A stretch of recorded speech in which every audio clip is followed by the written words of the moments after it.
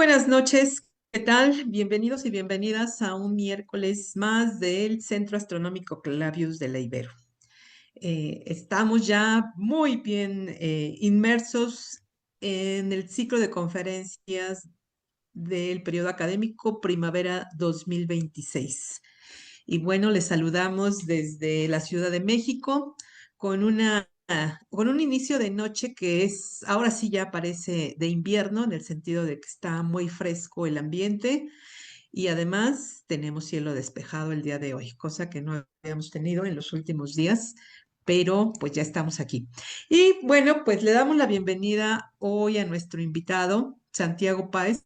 Bienvenido, Santiago, un gusto tenerte por acá para un tema pues recordando pues cuestiones que sucedieron en el 2025, fue el año en que se rebasó la cuenta de 6.000 exoplanetas detectados. Y pues la forma en que se detectan tiene que ver totalmente con el tema de hoy. Antes de darte la palabra, se la doy primero a mi compañero Gerardo. Muchas gracias, Lore. Muy buenas noches a todos quienes nos están acompañando en la conferencia de esta noche, miércoles de Clavius. Y pues sí, es para nosotros un gran honor tener a este invitado del Instituto de Astronomía de la UNAM, Santiago Páez Avedaño. Bienvenido, Santiago, y gracias por aceptar la invitación para platicarles de este fascinante tema a nuestro público. Y antes de pasar contigo, nada más déjenme leerles rápidamente una semblanza académica de nuestro invitado, Santiago Páez Avedaño, quien es licenciado en Ciencias Naturales con énfasis en Física de la Universidad de La Sabana, Colombia. Actualmente estudiante de la maestría en Astrofísica en el Instituto de Astronomía de la Universidad Nacional Autónoma de México. Su trabajo se centra en la obtención, reducción y análisis de las curvas de alta precisión de exoplanetas en tránsito con el instrumento OptiCam del telescopio de 2.1 metros del Observatorio Astronómico Nacional de San Pedro Mártir y la mitigación de ruido instrumental durante la reducción de datos de fotometría de series temporales. Entonces, la detección de exoplanetas es tu especialidad. Santiago, pues muchas gracias por estar con nosotros y estamos ansiosos de escuchar tu charla y al final, si nos permites tener una sesión de preguntas y respuestas, pues te lo agradecemos mucho. Por supuesto, Gerardo, muchas gracias. Muy buenas noches para todas las personas que se conectan a esta transmisión y tanto a esta reunión. Realmente estoy muy contento de haber de estar en este espacio del Centro Astronómico Clavius. Sin duda, pues espero que lo que he preparado para mostrarles un poco sobre lo que sé y sobre lo que hago les guste, les interese y les genere muchas preguntas que podamos resolver o no al final de este espacio. Entonces, pues voy a comenzar y pues bueno, espero que les guste un poco lo que les voy a hablar y que sobre todo genere mucha curiosidad sobre todas las personas que lo vean. Entonces, voy a comenzar hablando sobre el Sol. Es bastante poco intuitivo esta introducción, pero va a tener mucho sentido al final de esta presentación. El Sol es la estrella más cercana a la Tierra, es el centro, digamos de manera no literal, pero sí el cuerpo, el mayor cuerpo de nuestro sistema solar, es el más masivo. Y pues lo conocemos porque justamente nos da energía durante el día, incluso también durante la noche y es la estrella principal, de hecho la única estrella en nuestro sistema solar. Entonces tenemos aquí una imagen, un video muy bonito del Sol y el Sol está orbitado por, entre otras cosas, 8 planetas principales, que son los planetas del sistema solar y que los conocemos, que son Mercurio, Venus, nuestra propia Tierra, Marte, Júpiter, Saturno, Urano y Neptuno y un montón de cuerpos menores como el cinturón de asteroides, un cinturón entre Marte y Júpiter, también está el cinturón de Kuiper, la nube de Orión, un montón de cuerpos menores, incluyendo los famosos planetas enanos, entre los que está incluido Plutón. Entonces, el Sol y los planetas son, en principio, los cuerpos más importantes del sistema solar porque acumulan la gran mayoría de la masa de este. Y entonces, ¿esto qué tiene que ver con nuestro tema de esta noche? Bueno, pues resulta que los exoplanetas son planetas que pueden ser parecidos a estos o no, ya lo vamos a ver, pero que la única diferencia es que orbitan una estrella diferente al Sol. Entonces, los exoplanetas son, justamente en su nombre está, planetas extrasolares, es decir, planetas que orbitan estrellas fuera del sistema solar y por ende diferentes al Sol. Tengo este video que es una animación que va mostrando en una línea de tiempo cómo se han ido descubriendo exoplanetas desde 1992 hasta creo que es el 2018 o poco después que va esta animación y en qué región del cielo están las estrellas y también se puede ir viendo a qué ritmo se han encontrado los planetas. Si se fijan, en la esquina superior izquierda está un recuento de qué métodos se han usado para encontrar los diferentes planetas que se han ido detectando. Entonces vemos que inicialmente pues parecen estar bastante uniformes en el cielo las detecciones y ya luego a medida que van avanzando los años, vemos que hay algunas regiones que parecieran acumular de manera extraña mayor cantidad de planetas y ya vamos a ver, porque mientras tanto, por ahora vemos simplemente que los círculos representan planetas encontrados en la Vía Láctea y en la región del cielo donde se encuentran. El color indica qué método se utilizó para detectarlos y el tamaño del círculo es un tamaño relativo al tamaño del planeta. Y entonces aquí podemos ver, por supuesto, cosas que llaman la atención y quiero que nos fijemos especialmente en dos cosas. La primera es esa región como cuadrada que llama bastante la atención por tener una densidad bastante grande de planetas detectados ahí y cuando nos guiamos por el color vemos que fueron planetas detectados por el método de tránsito que para el 2022 eran 3.846. Y esto no es casualidad o realmente no es, digamos, como que esa región tenga algo especial en el cielo.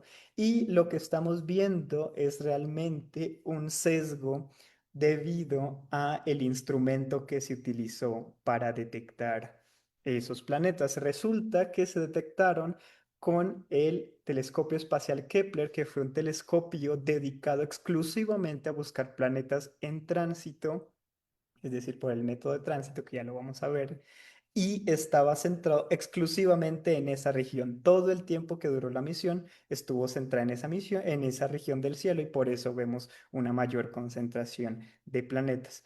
Otra cosa que se puede llamar la atención es que hay un tipo de planetas que son esos como en color cian o un poco verdoso, detectados los pocos que hay, que fueron 129 para el 2022 en el centro, cerca al centro, en la dirección del centro de la Vía Láctea. Eso tampoco es casualidad, es realmente se da porque el método de microlensing necesita una gran densidad de estrellas para poder encontrar planetas a través de ese método que no lo vamos a revisar, pero si quieren en la sección de preguntas podemos adentrar en él. Entonces, todos estos fueron los planetas 5005 para el 2022 que se han detectado en todas las direcciones del cielo.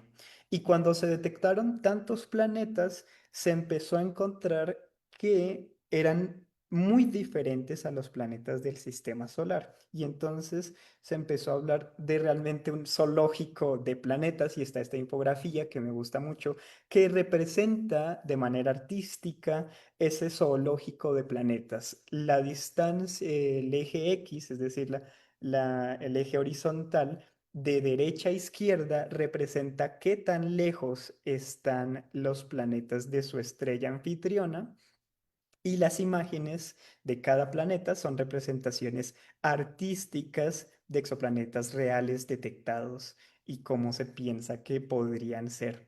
Lo curioso aquí es que están ahí en medio de todos esos planetas, los planetas del sistema solar. Y entonces un ejercicio que quisiera plantearles es que intentemos encontrar los planetas del sistema solar en ese mar de planetas que todos son reales. Si se fijan, todos tienen un nombrecito y todos son planetas representados artísticamente, pero inspirados en detecciones reales. Para ayudarles un poco, voy a modificar la vista para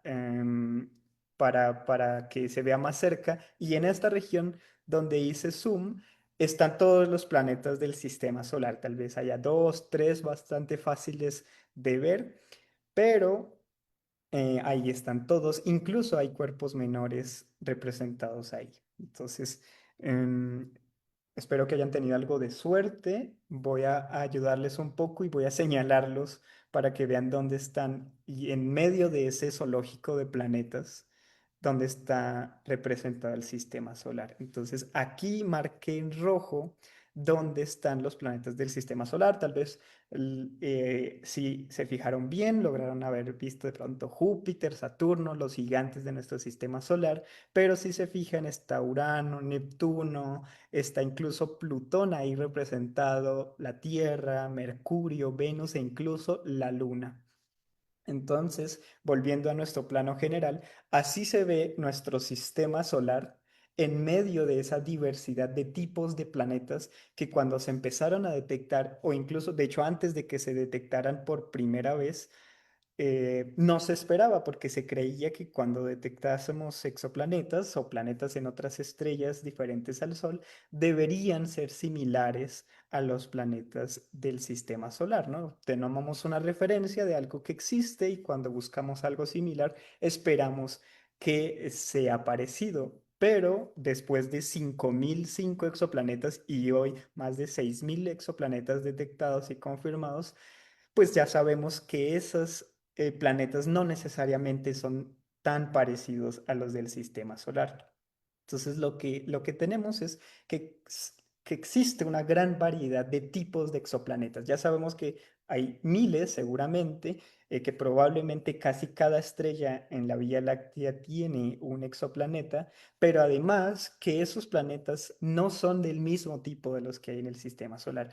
Por ejemplo, que nos fijemos en la parte derecha, planetas gigantes que se ven muy rojos y son planetas que están muy cerca a su estrella. En nuestro sistema solar no tenemos nada parecido. Nuestros planetas gigantes, de hecho, están retirados del Sol en comparación con los rocosos, por ejemplo, como Mercurio, Venus, la Tierra y Marte. Se han detectado planetas gigantes, más grande incluso que Júpiter, mucho más cerca de su estrella de lo que está Mercurio, y ese es un tipo de planetas que no tenemos en nuestro sistema solar. Entonces, les mencioné que Kepler fue un instrumento, un telescopio espacial dedicado exclusivamente a exoplanetas y que estaba centrado en una sola región del cielo. Y Kepler permitió empezar a hacer estadística, empezar a hacer estudios sobre los tipos de planetas, y Kepler terminó su misión.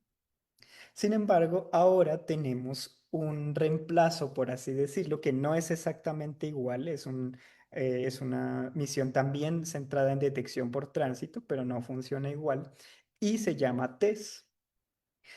TESS es un satélite de gran campo que de hecho observa todo el cielo, más bien su misión está enfocada en observar todo el cielo en busca de exoplanetas en tránsito, y la manera en que lo hace es observando por sectores, en los que observa con diferentes cadencias durante 6 meses a un hemisferio, y luego cuando ha cubierto ese hemisferio cambia al otro y luego lo vuelve, digamos, si está en el sur, observa 6 meses el hemisferio sur, todo el hemisferio sur, y luego observa el hemisferio norte y luego vuelve a ir al sur.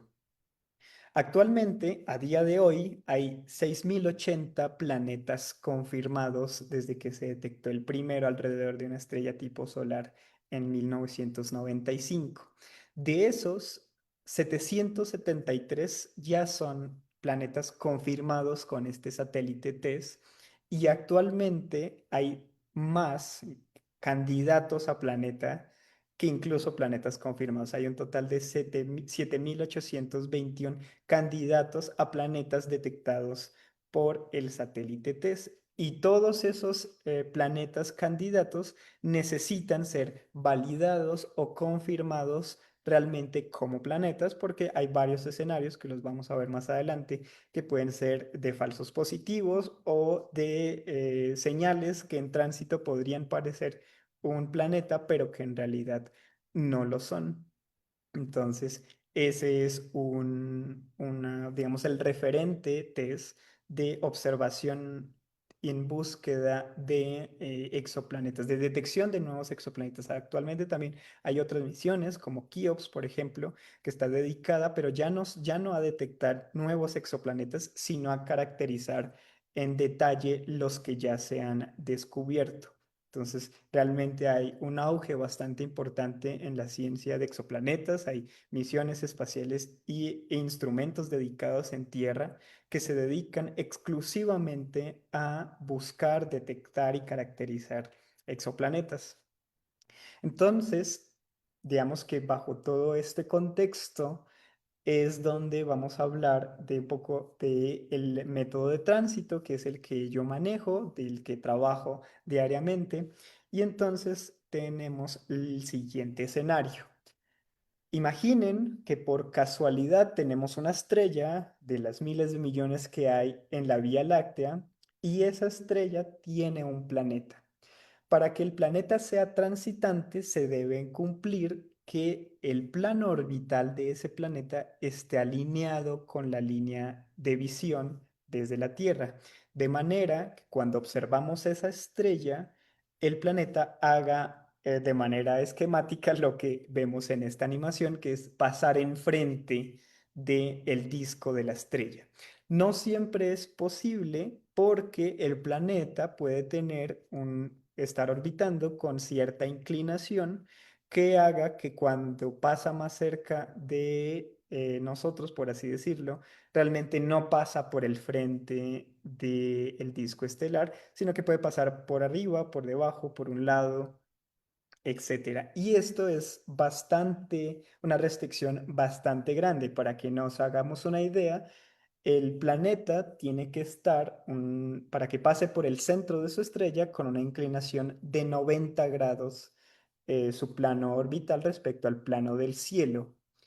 Si el planeta, dependiendo por supuesto de su tamaño y del tamaño de la estrella, pero por ejemplo, un planeta como Júpiter alrededor de una estrella como el Sol, si su inclinación fuese de menos de 84 grados, es decir, solo 6 grados de diferencia con el caso perfecto, ya un planeta así no genera un tránsito. Entonces, realmente el hecho de que se detecten planetas transitantes son planetas que cumplen la casualidad de que su plano orbital está alineado con la línea de visión, de manera que pase enfrente de su estrella. Esto, por supuesto, es un esquema que nos permite entender lo que pasa, pero cuando hacemos observaciones, lo que vemos son datos un poco más parecidos a estos. Entonces, lo que hacemos es medir constantemente el nivel de brillo de la estrella y cuando el planeta pasa por el frente, genera una disminución en ese brillo que recibimos de la estrella. El planeta nunca lo vemos.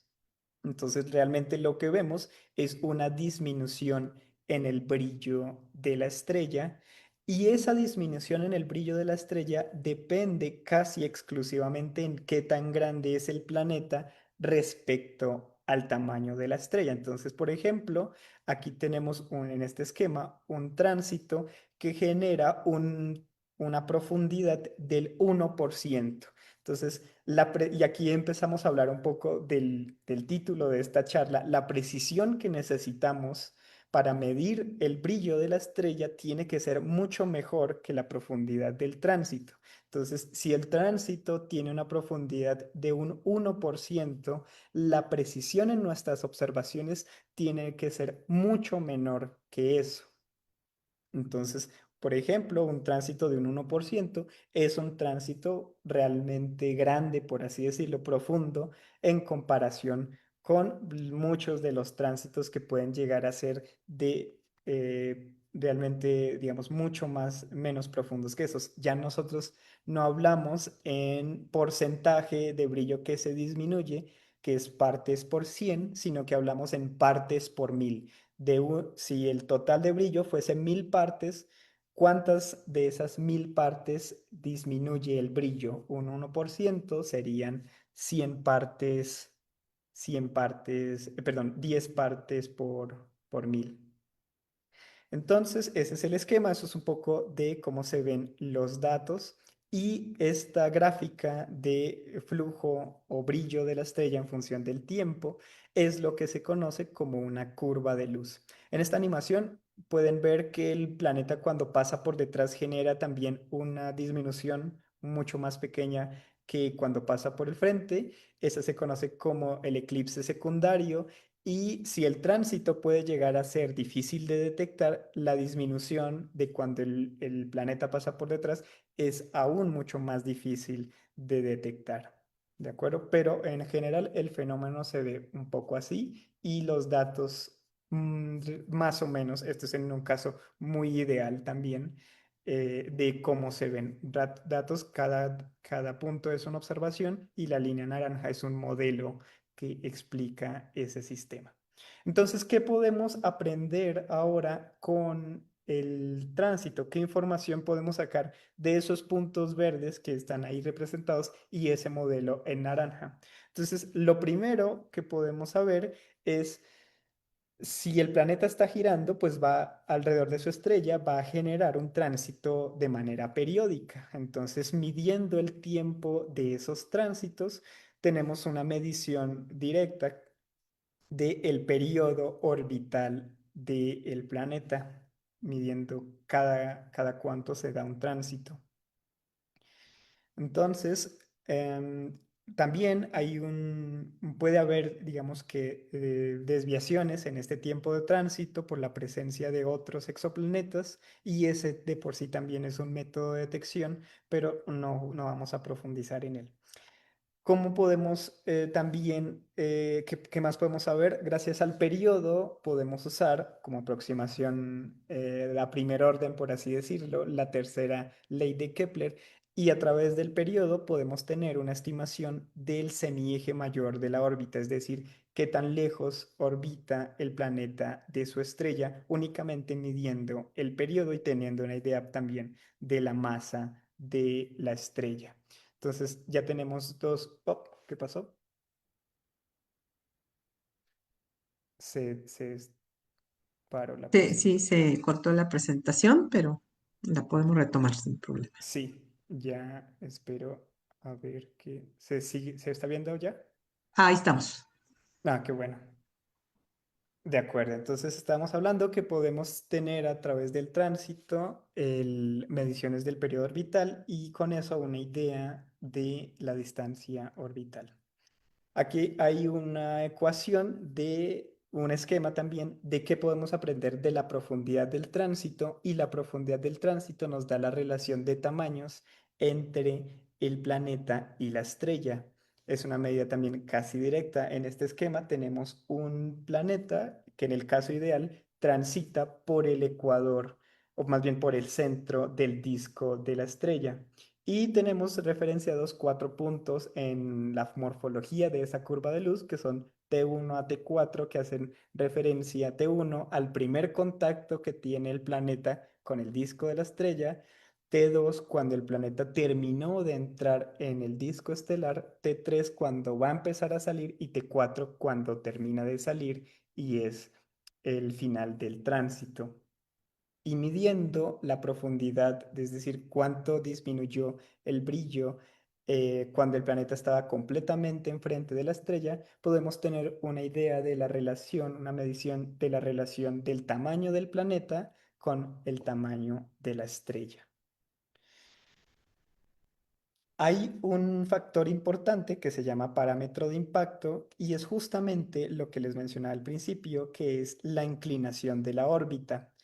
Si un planeta ya no pasa por el centro del disco de la estrella, sino que pasa más cerca del borde, la curva de luz tiene una forma diferente. Si pueden ver, este es un planeta representado en azul, del mismo tamaño que el que está representado en rojo, pero que orbita más lejos del centro. Y la curva de luz, que también está simplificada, es diferente. Un planeta de igual tamaño alrededor de una estrella igual, pero con una órbita un poco más inclinada, genera una curva de luz diferente.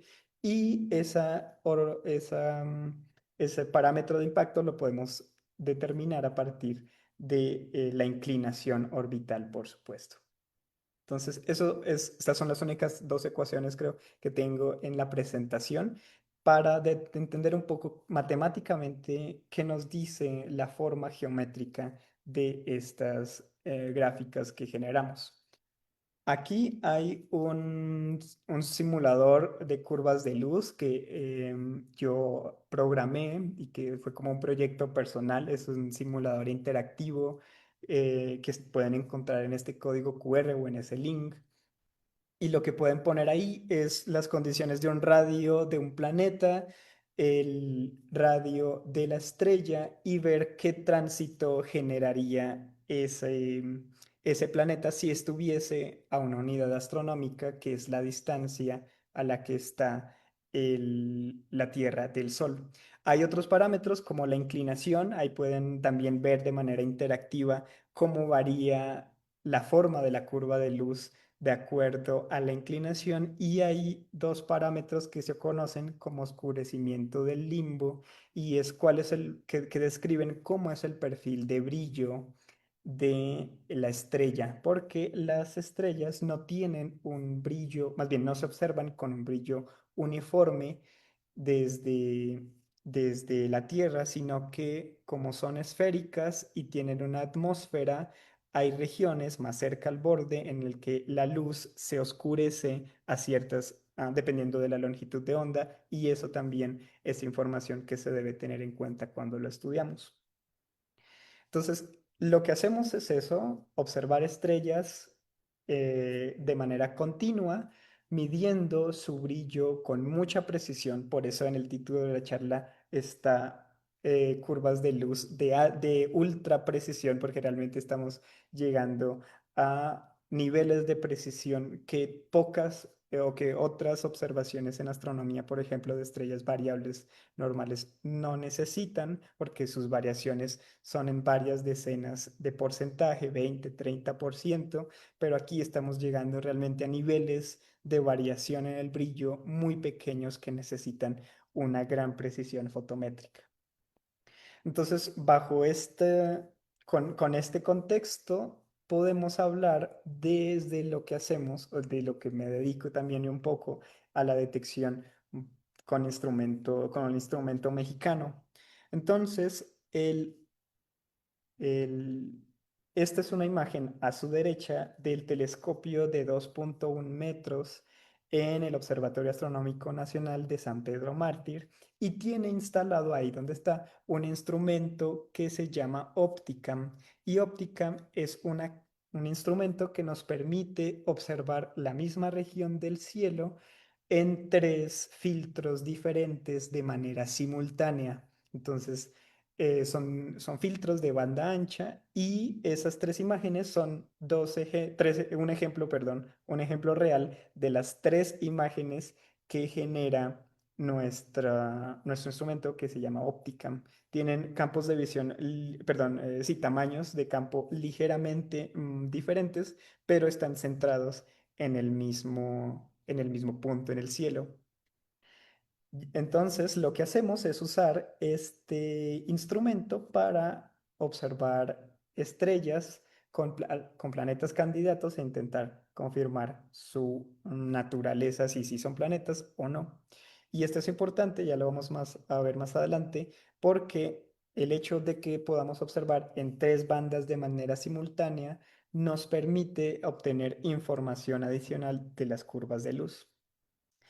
Como estamos en enero, entonces a corte del año pasado, esto es un poco como de datos de lo que hemos hecho con Opticam. Hemos hasta el momento entre el 2023 y 2025 observado 29 estrellas que tienen planetas confirmados o que tienen planetas candidatos especialmente de test. Esas observaciones han sido entre 2023 y 2025, con estrellas de un amplio rango de magnitudes, desde 8 hasta 18 aproximadamente, dependiendo del filtro. Y en total acumulamos ahorita más de 180 horas de observación en cada uno de los filtros en estos 29 estrellas con planetas o candidatos a planetas. Opticam es el instrumento en el que he centrado mi trabajo, especialmente en la disminución de ruido, justamente para alcanzar las precisiones que necesitamos.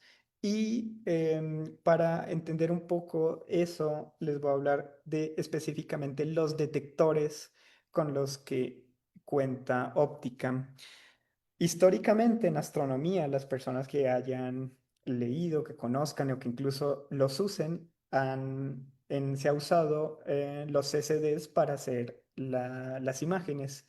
Son detectores que es una matriz de píxeles, que consta de una matriz de píxeles que cuando se toma una imagen, cuando termina una exposición, se lee fila por fila en un amplificador común a todo el sensor.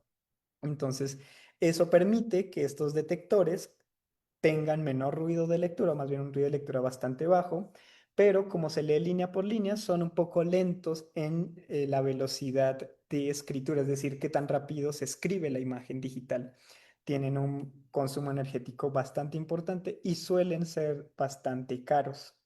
Recientemente, desde hace algunos años, se desarrolló una tecnología que se conoce como CMOS, que son semiconductores complementarios de óxido metálico, y lo que permiten es una matriz de píxeles que se lee píxel por píxel, y entonces eso permite que la velocidad con la que se toman las imágenes sea mucho más rápida, pero eso tiene la desventaja de que hay mayor ruido de lectura porque son más sensibles a fuentes de ruido, a electrónica también, pero también consumen menos energía y son más baratos que los CCDs. Un ejemplo bastante familiar es que los detectores que incorporan la mayoría de celulares, creo que todos en este momento de celular, de smartphones, son detectores CMOS porque son bastante rápidos, bastante baratos y permiten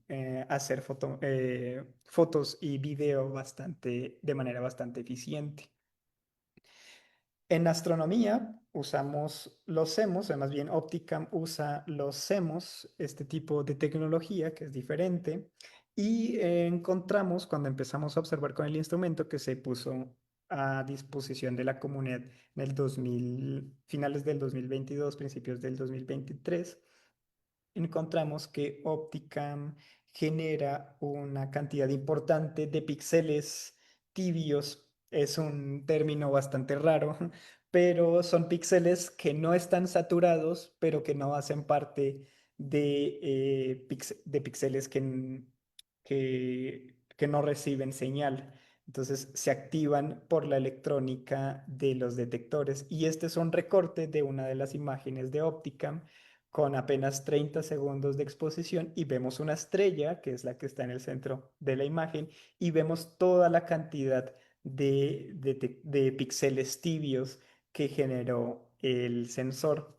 Cuando hacemos la calibración de esas imágenes, resulta que tenemos bastantes residuos de esos píxeles tibios que introducen ruido en las curvas de luz. Entonces, nuestro objetivo es tener curvas de luz bastante precisas que nos permitan detectar exoplanetas, pero los detectores generan píxeles tibios que cuando hacemos fotometría nos introducen ruido y perdemos precisión. Entonces, mi trabajo se ha centrado en cómo corregir los píxeles tibios en una imagen tomada con unos detectores de este tipo. Entonces, ¿cómo corregir? Vamos a poner un ejemplo. Entonces tengo una imagen normal, en este caso tengo este ejemplo. a una imagen a color, pero que está conformada por los mismos píxeles. Probablemente obviamente no está tomada con la misma cámara, es una imagen, pero es una matriz de píxeles que nos genera una imagen.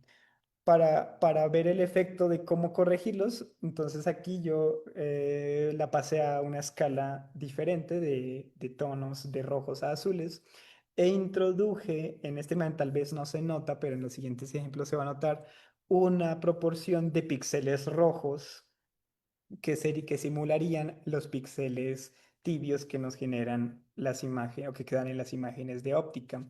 Entonces, lo primero que tratamos fue una convolución gaussiana. Entonces, aquí está nuevamente un recorte de la imagen con píxeles eh, dañados, por así decirlo, y una convolución gaussiana es un método para corregir imágenes justamente que puede servir. Entonces, una convolución gaussiana es cada píxel corregirlo con una función gaussiana bidimensional. Y entonces es esta matriz de pesos que está aquí representada. El píxel amarillo es cada píxel que se corrige. Y entonces este es el resultado, por ejemplo, de lo que obtenemos al corregir una imagen con píxeles, digamos, dañados con una convolución de este tipo. Cada píxel en la imagen se corrige con una gaussiana de un píxel, que el sigma es un píxel. Podemos tratar con una gaussiana más grande que abarque más píxeles, pero vemos entonces que obtenemos este resultado cuando hacemos una convolución de este tipo. Para comparar, esta es una imagen sin píxeles tibios, que es la imagen original, y entonces vemos que esta convolución nos suaviza demasiado la imagen y nos hace perder un poco de estructura y forma en la imagen que tenemos. Entonces probamos otra técnica para corregir píxeles, que es un filtro por la mediana, que lo que significa es corregir cada píxel en la imagen con el valor de sus píxeles circundantes. Y entonces obtenemos esto, por ejemplo, cuando utilizamos los 8 píxeles más cercanos en cada imagen. Si quisiésemos usar un filtro más grande, obtendríamos esto cuando utilizamos una matriz de 5 por 5 píxeles para corregir cada píxel en la imagen, y obtendríamos esto con un filtro mucho más grande. Para comparación, entonces, esta es la imagen original sin píxeles tibios y sin nada, y vemos que con la matriz de 3 por 3, es decir, con 8 píxeles alrededor, podemos corregir relativamente bien los píxeles contaminantes en las imágenes. Entonces, esto es un ejemplo ilustrativo, pero ahora, ¿cómo se ve eso en imágenes astronómicas? Entonces, aquí están los mismos filtros. La imagen de arriba a la izquierda es la imagen cruda, como la obtenemos, y luego los demás resultados son de las convoluciones y las correcciones que probamos. Nuestra propuesta y lo que encontramos es que la mejor forma de corregir esos píxeles es utilizando la ventana que les mencionaba de 3 por 3 píxeles, que es la que está en la esquina inferior izquierda. Estas son las imágenes crudas, y cuando calibramos esas imágenes, es decir, hacemos una corrección con imágenes de calibración tipo darks y tipo flats, que si no las conoces, son imágenes que permiten quitar el ruido térmico de las imágenes, los darks, y los flats, cambios en la sensibilidad de cada píxel debido a problemas tanto del detector como del sistema óptico en el telescopio, por ejemplo, polvo, motas, etcétera. Entonces, cuando hacemos esa corrección, que se conoce como calibración, obtenemos estos resultados, y la opción en verde es la que les mencionaba, que es nuestra mejor reducción para estos datos.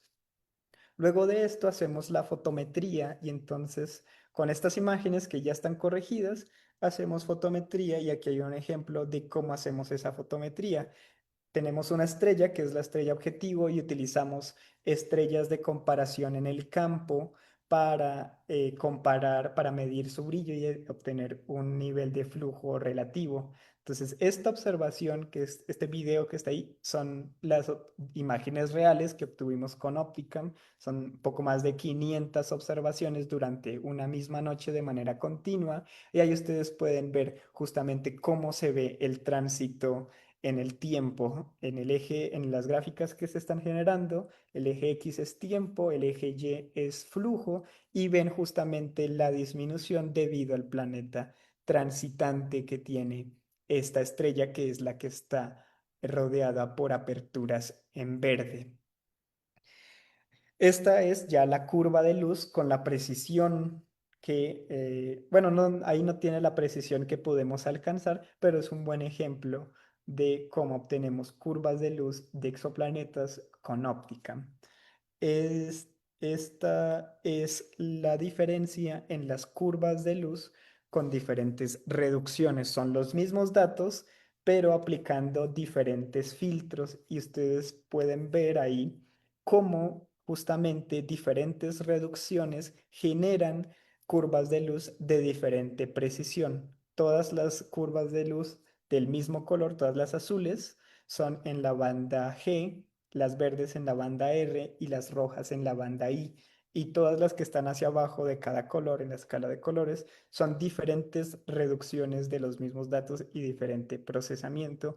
Y a partir de analizar todas esas curvas de luz con diferentes correcciones a los datos fue que logramos determinar cuál era la mejor forma de procesarlos y obtener las observaciones que necesitamos o la precisión que necesitamos. En este caso, este es un planeta que es relativamente fácil de detectar porque es un planeta gigante alrededor de una estrella enana, entonces por eso fue que escogimos digamos, caso para testear la calidad de nuestros datos, pero justamente con este caso, con esta observación y con la observación de otros objetos, logramos determinar ya la precisión que tenemos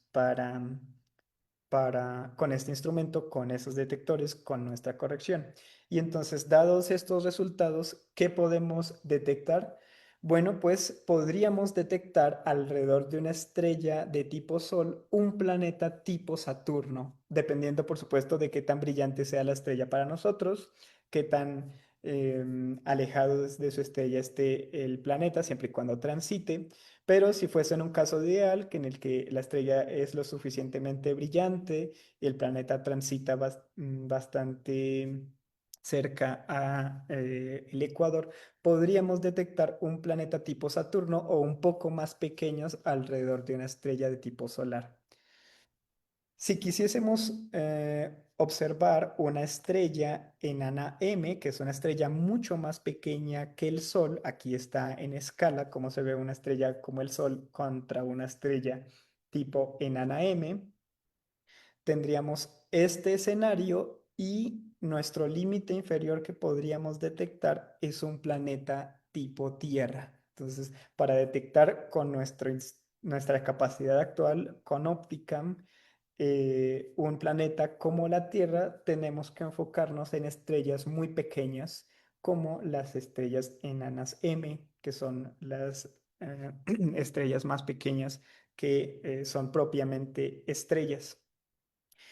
Entonces, hemos usado Opticam para observar múltiples objetivos, planetas confirmados, planetas por confirmar, en un esfuerzo justamente para contribuir a la ciencia de exoplanetas y la detección de nuevos exoplanetas. Pero Opticam, el hecho de que observe en tres bandas diferentes de manera simultánea, nos permite ir más allá que solo detectar tránsitos. Hay varios escenarios de falsos positivos. Por ejemplo, entonces el primero, que pueden generar curvas de luz parecidas.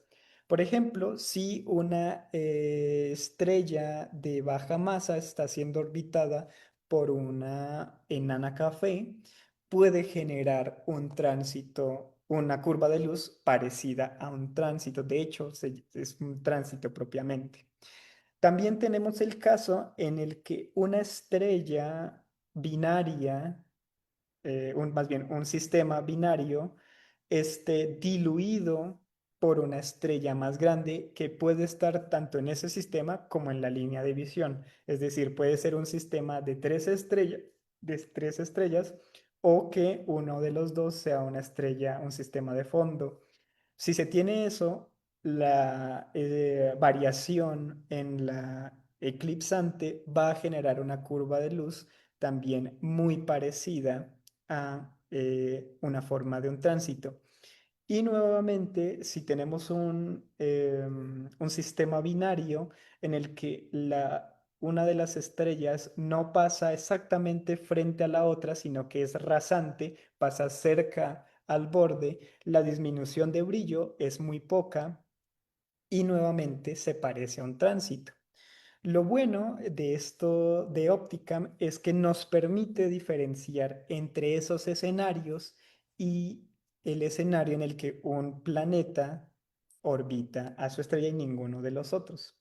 ¿Por qué? Porque el planeta se asume que es un planeta, un cuerpo opaco, es decir, que disminuye la misma cantidad de luz en todas las longitudes de onda que se observe. Entonces, si lo observamos en tres longitudes de onda o tres bandas de manera simultánea, todas las curvas de luz deben tener la misma profundidad. En los casos de sistemas binarios diluidos o sistemas binarios rasantes, como la compañera es otra estrella que no es opaca y que emite también radiación, la profundidad de la forma del tránsito, por así decirlo, es diferente. Entonces Opticam nos permite hacer eso y por ejemplo aquí tenemos un caso de una curva de luz real que tomamos con Opticam el año pasado, en febrero, de un caso como esos en el que tenemos una curva muy parecida a un tránsito, pero la precisión que alcanzamos es suficiente para ver, por ejemplo, que la curva roja es mucho más profunda que la curva azul y la curva verde. Eso nos indica que la compañera que genera este tránsito no es un planeta, sino que es un sistema binario que probablemente esté diluido, porque si se fijan, la profundidad del tránsito es entre el 2 y el 3%, que está en el rango de profundidades que pueden también generar planetas alrededor de estrellas. Pero Opticam, al observar en tres bandas de manera simultánea, nos permite también diferenciar entre estos escenarios.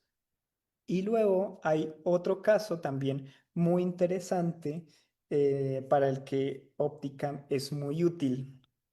Entonces, ya para ir cerrando, esta es un timelapse de el Sol en 2013 y por eso les decía que iba a cerrar, empecé hablando del Sol y iba a cerrar también hablando un poco de él.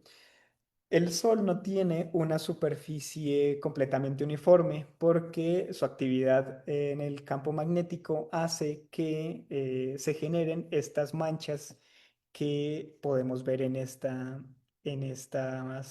video, que es un timelapse real del 2013 tomado con el Solar Dynamics Observatory.